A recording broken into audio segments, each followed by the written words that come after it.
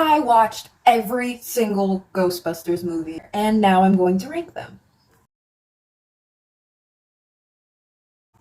Hi.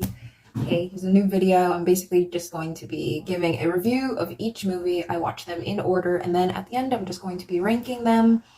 And you can tell me if you disagree with me in the comments or how you feel about it. If you like it, like the video. That's how it works. Okay, so let me just get my handy dandy notebook out and let's get to work. The first movie, I think that it was largely okay.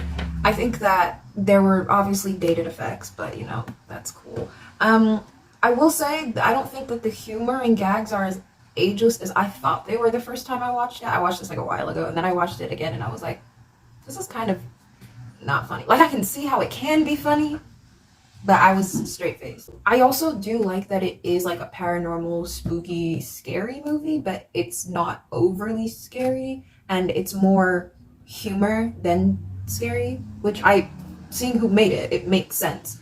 But yeah, I like that. Obviously, there were the slight mentions of capitalism and the government and religion. So I was just like, yeah, that adds up.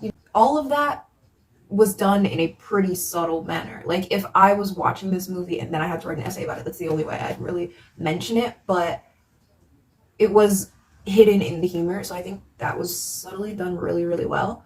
Yeah, and I think that this was a very unique movie for its time, and so that's really all I can say about the first movie. It was cool.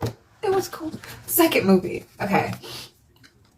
I like the second movie a lot. I think that it was very kind of samey from the first, with the slight changes I think were better, and they gave more, like it strengthened the characters a lot more. And I like that it wasn't a completely different plot from the first. It was just, again, strengthening the characters that we already had from the first, just in a new predicament with new chemistry with each other. So I like that. I found this movie slightly more funny.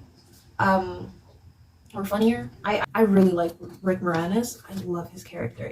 I think that he was actually still one of the funniest characters in both movies. Yeah, and I like the villain a lot more in this movie. It seemed more dragged on a bit, but I still liked it better in this movie. Again, with the subliminal messaging through, like, hidden in the comedy and the movie. There's obviously a lot to say about the government, and again, urban decay with like so many desolate places around New York. And I like how that was done and how that was shown in the movie more. So I do think that this movie is more forgettable, but I wish it wasn't, because I genuinely like this movie a lot. So Ghostbusters 2, really liked it. Was a little bit like the first movie, but it gave us more detail and it emphasized a lot more that we didn't really see. I also think that everyone has pretty good chemistry, and it was shown more in this movie than in the first movie, because I feel like in the first movie they were never really together all at once at times. There was the next movie that came out, which was the Ghostbusters Answering the Call, the 2016 movie. I like that it wasn't any form of sequel. I think that it was good as a completely separate new thing that is not including the original Ghostbusters in any way, except for the fact that they are cameos. Yeah, I thought it was pretty gimmicky, but I really liked it. Maybe that just shows what my humor is. No, but I think that this wasn't meant to be like humor with a bit of political science, or a humor with a bit of anthropology in it, with also some spooky elements in order to move it along in a unique way. I think that this was using the ideas made from that movie to completely make a parody comedy. So I don't think that it should be looked at as like this movie that's a disgrace to the first movie or a disgrace to the second. It's a parody movie. So I was looking at other reviews of this movie and I was really like, girl, be calm. Like, this is a parody. So I think that it was funny, but I can understand why this humor may not move some people. I think the way they handled cameos was nice. I missed some of them. Like, it was like, we see almost all the cameos, and I really liked Winston's cameo in this movie a lot better than the other ones. I don't know why I liked it so much. It just seemed a lot on brand with his character.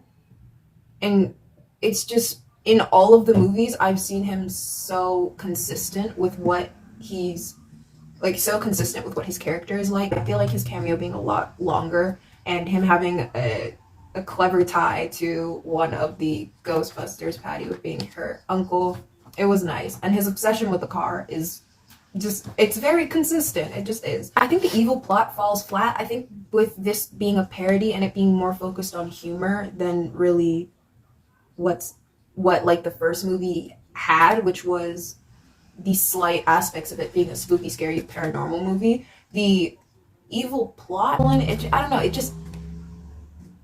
just fell flat. Maybe it's because we saw him throughout the entirety of the process.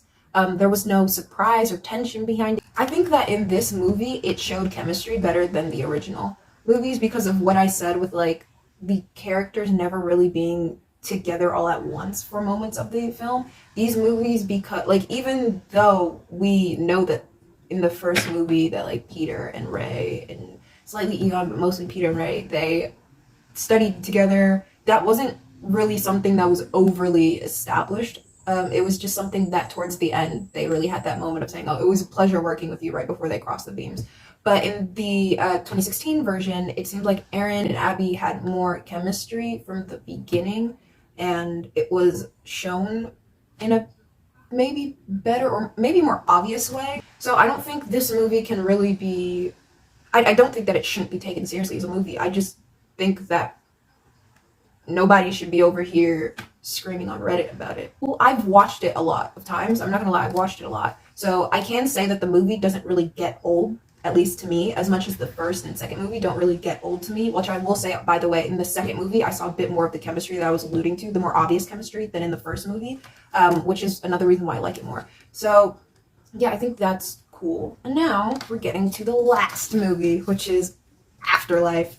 This was the movie that I recently just saw for the first time. All these other movies I saw multiple times. Afterlife, I recently just saw it. So let me talk about it. I'm gonna say it was very good at connecting the old with the new. It was really, really good at that. I will explain why, but that's just my general consensus about the movie. I will explain why later. I will say that Finn Wolfhard's character, I feel that he's beating the allegations. I really just felt like, oh, because he was a child when he started with Stranger Things, and because I'm so used to him seeing him there, I wouldn't be able to disassociate him from that role if I were to see him in another movie. Completely beat the allegations. I saw him as this nude character completely. It did not really affect the way that I saw him as an actor. Paul Rudd's character, I actually thought that Paul Rudd's character, as much as with the original Ghostbusters being added into the plot, I felt like it was kind of going to be like a, oh, let's add an already established actor in here. Well, I don't mean to say they're not an established actor, but like, let's add like an actor that most people can genuinely have the consensus that they know him for a lot of other movies, just to like edge the plot along more or make the movie more desirable. And I don't feel like he was really there for that. I actually don't think he was in the movie a lot in general, so maybe for the sake of the trailer and the previews, he could have been shown a little less, but yeah, I like that he was there. He seemed to go a lot with the movie plot. I didn't feel like he was out of place at all. And speaking of him not being out of place, I feel like his humor was extremely corny, but it was extremely enjoyable too. I liked it. It was just dad jokes and just it was just timeless humor to me. I don't know, something about it. Something about it reminded me of screwball comedy and like the fast-paced talking to get to the point of the humor. There are moments where he had that, and I thought that helped with the humor getting across well. I thought in this movie it was more scary, spooky, paranormal, with humor being a slight piece that was not as mentioned. I don't think the subliminal messages of the environment were as relevant. I thought that the choice to make it more paranormal than funny was good, considering that it was by the same director. Very good at tilting the scale at either one. The cameo, I feel like the cameos were extremely respectful, including the cameo of Harold Ramis's character, which the entire movie is sort of based on, or based around. I don't think that it was like, okay, like this did not need to happen. I feel like even though it wasn't as necessary, it was still a good touch. I think that it still did a good job of incorporating pieces of the old with the new, like the old commercials or the scenes or videos from the first movie talking about what happened in '84. I think it was nice. I think the addition of Dan Aykroyd's character Ray and his same shop that he was in the second movie was good. They even have the red telephone, which I was like, dang, oh my gosh. But like, yeah, they did really, really well at that. The effects were really good. I think the additions of like the Twinkie or the who you gonna call, those were subtly done, and I like that they weren't very gimmicky. I feel like in the 2016 version, obviously since it's meant to be a parody, it was more gimmicky than just subtly placed. So I like that. I think the story moved along pretty well. There were a couple times where I was scared to see like, oh, how are they gonna fit so much into 2 hours? They did it successfully. The one thing in this movie that I will say for some reason really gets on my nerves, I feel like the villain being at the end was super flat. It just felt super meh. I feel like I kind of tuned out until I saw the OG Ghostbusters were back. So I feel like that could have been done better. I also think that it didn't look as good. It looked low-key worse than the original, which is weird because I said the effects were good, but I think it looked like I preferred the villain in the first movie, considering that they're the same being. I like the way the first movie looked, and I also think that, I don't know, it kind of makes sense that the person that was possessed is the person that is, was it Zool? Like, I kind of like that aspect of that. So I was expecting the mom or Egon's daughter's character, because she was possessed, to work as Zool, and I feel like it would have looked better and it would have made sense. The character wouldn't have been as flat, and it wouldn't have been as hard to really grasp onto. Now it's time for me to rank the movies. I don't know if you can tell by now what my ranking is going to be. I feel like it's pretty obvious, but I'm going to put Ghostbusters 2 first.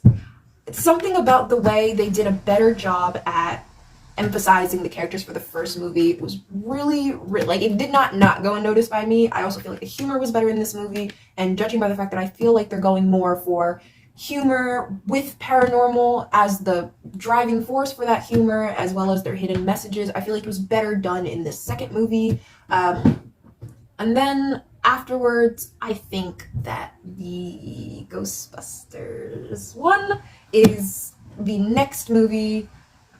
I think. I don't know. I think that movie is the next one. And then afterwards, I think Ghostbusters Afterlife was the best. This is not very gradual.